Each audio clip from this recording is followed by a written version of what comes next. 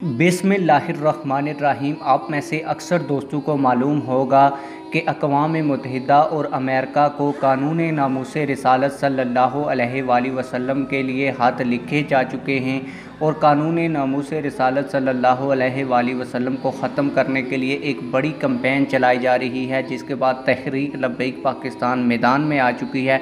सारी डिटेल्स आप लोगों के साथ शेयर करूंगा। पहले एक छोटा सा शेर आप लोगों की नज़र करूंगा, फिर मैं आप लोगों को डिटेल्स भी बताता हूं कि सोना जंगल रात अंधेरी छाई बदली काली है, सोने वालों जागते रहियो चोरों की रखवाली है।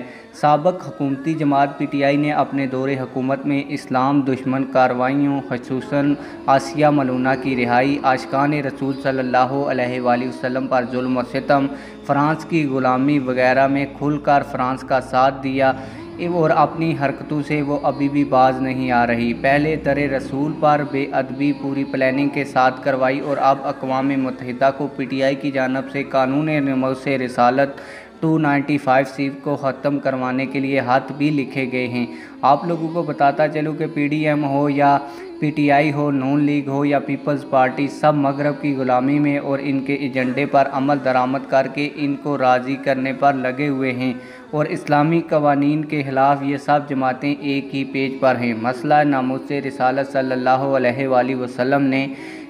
वसल्लम पर लब्बैक ने ना कभी पहले समझौता किया है और ना अब समझौता करेगी। इस ज़मन में तहरीक लब्बैक पाकिस्तान के मरकज़ की जानिब से 5 मई बरोज़ जुमेरात शाम 5 बजे ट्विटर पर ट्रेंड बनाया जाएगा। आप लोगों की इस हवाले से क्या राय है?